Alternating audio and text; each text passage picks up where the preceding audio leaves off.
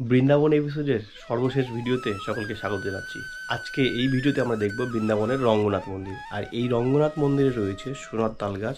শুধু সোনার তাল গাছই নয়, সোনার তাল গাছের পাশাপাশি কিন্তু রয়েছে সোনার তৈরি হাতি, আরও অনেক কিছু কিন্তু রয়েছে। তার পাশাপাশি কিন্তু রয়েছে বৈকুণ্ঠের দুয়ার, সেটা কিন্তু বছরের একটি নির্দিষ্ট দিনেই খোলা হয়।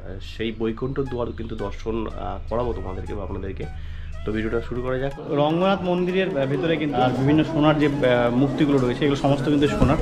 তো এগুলো দেখবো টিকিট করে, প্রায় 10 টাকা করে কিন্তু টিকিট করতে হয়। এগুলো সমস্ত কিন্তু সোনার। এই তো সমস্ত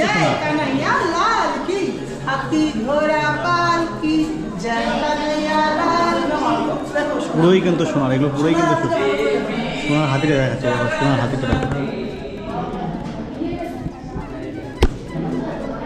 এটা কিন্তু পুরোই সোনার হাতি। কাঁচ কা বিমান,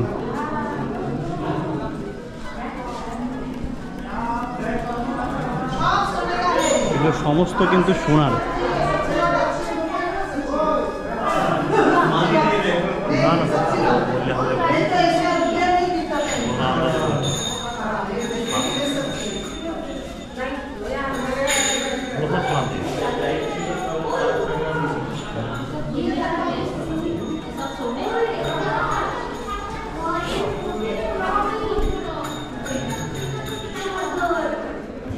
এবার কিন্তু দেখবো সোনার তাল গাছ। এটাই হচ্ছে সোনার তাল গাছ।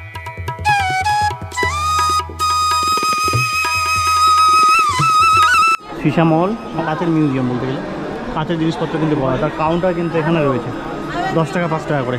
এই মন্দিরের কিন্তু এটাই আকর্ষণ যে এই মন্দিরের সোনার তাল গাছ, যে তাল গাছ বা সোনার খাম্বা যেটাই বলুক না কেন, বেশ বড় কিন্তু।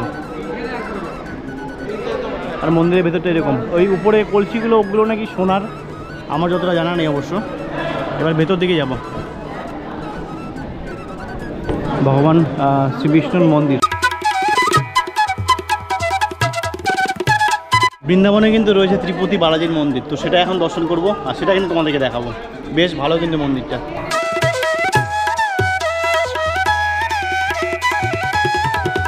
রঙ্গনাথ মন্দিরে যে বৈকুণ্ঠের দুয়ার রয়েছে, যে বৈকুণ্ঠ দুয়ারের মধ্যে যে প্রতিমা থাকে সেটা কিন্তু বাইরে বের করে সেটা এখন দেখাবো তোমাদেরকে।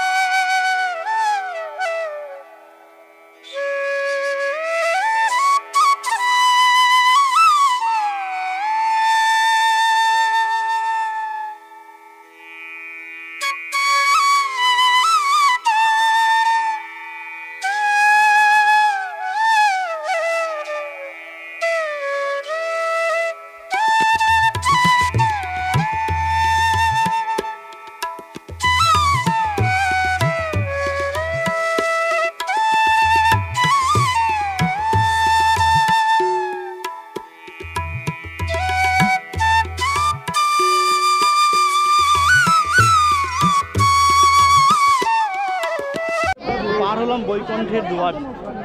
ভাগ্যে না থাকলে কিন্তু এগুলো হয় না। 1 বছর পরে কিন্তু এই বৈকুণ্ঠের দুয়ার আবার খুলবে।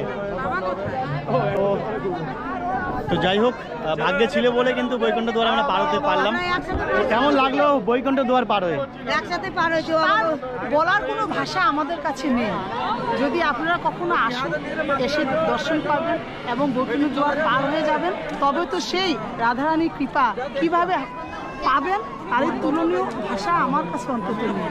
তবে সব আমরা খুশি, আনন্দিত। অ্যাকচুয়ালি ডেটটা একটু বলে দেওয়া যাক, মানে সেই ডেটটা হচ্ছে আমাদের পরম্পরাগত রীতি অনুযায়ী, তিথি অনুযায়ী মকর সংক্রান্তি। কিন্তু এবার 23শে ডিসেম্বর সেই তিথি অনুযায়ী আমাদের একাদশীর দিন সেই ছিল দিনটা, যেটা দর্শন হয়েছে।